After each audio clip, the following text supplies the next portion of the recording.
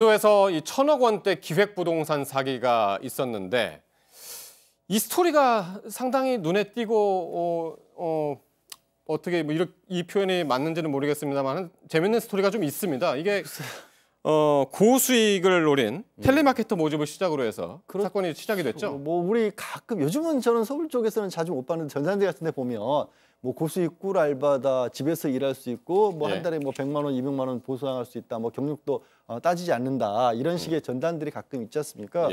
그런 전단도 있었고 이게 이 피해 사례 같은 경우에는 주변에서 뭐 주변에 아는 분이 아는 언니가 나도 이 아르바이트를 하고 있는데 굉장히 좋다라고 해서 데려간 겁니다. 그렇게 갔는데 이 울산에 있는 한 주부 같은 경우가 이렇게 가서 보니까 이 아르바이트를 시킨 게 아니라 제주도에 있는 땅에 관한 설명만 계속해서 했다라는 겁니다. 이거 자세한 내용은 조금 이따 말씀을 더 드리겠습니다. 결국에는 알고 보니까 이게 이 텔레마케터를 모집한 게 아니라 그렇게 모은 사람들을 가지고 제주도에 있는 기획부동산을 뭐 구매를 하도록 유도를 해서 사기를 했던 건데 이게 전체 규모가 한 1,000억 원가량이 되는 그런 사건으로 밝혀진 겁니다. 네.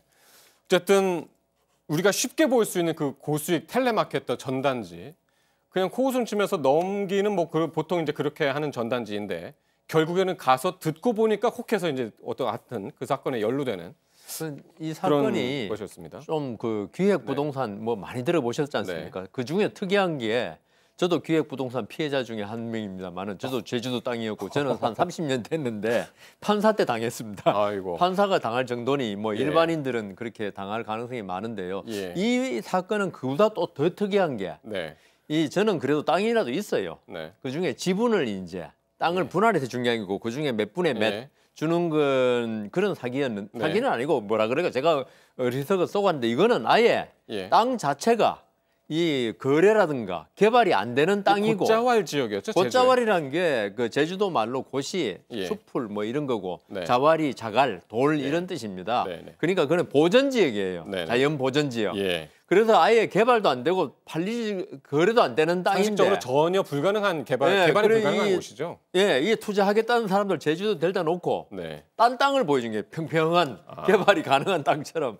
그래서 이게 참 아주 조직적이고 계획적이고 그러니까 좀 전에 나온 대로 뭐 1,000억, 그다음 피해자가 1,000명 뭐 이런 식으로 이 사건은 기획부동산 중에서 가장 악질적인 기획부동산이었다.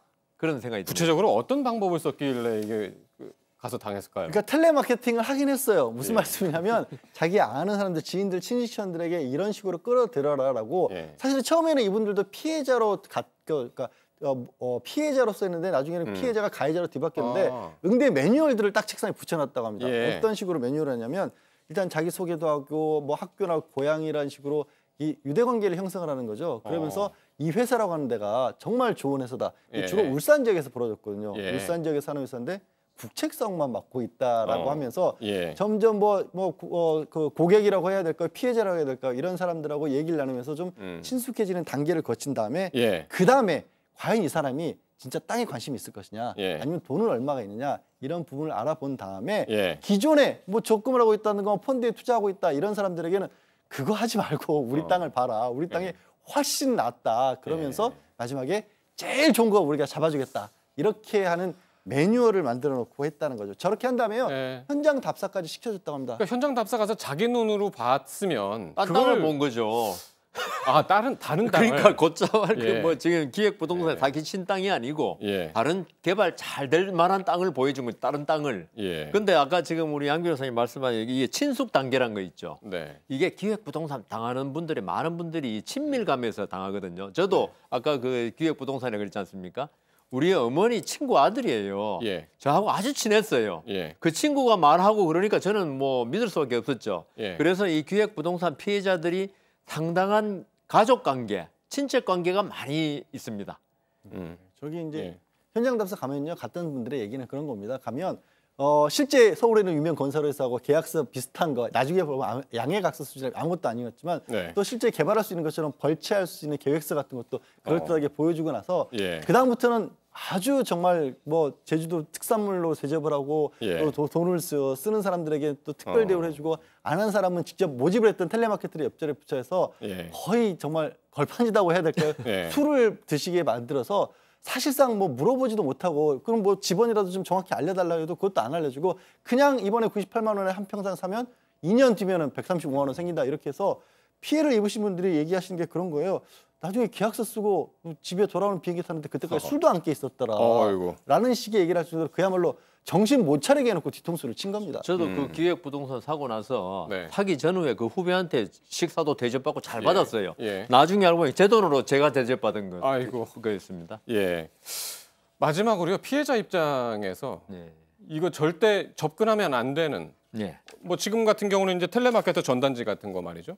처음에 접근할 때 그 자기 피해야 되는 그 수법들 있으면 그러니까 기본적으로 여러 가지 방법이 있지만은 사실은요 사기 당하려면 뭐 도둑 맞으면 개도 안 짖는다 식으로 사람이 쏘고니까 이런 게 생기는데 제일 중요한 거는 있죠.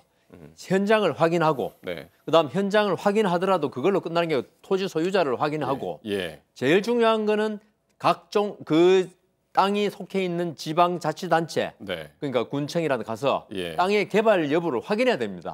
이게 보전 지역으로 묶여 있는지, 그린벨트인지 이런 걸 확인하고 나서 계약을 해야지.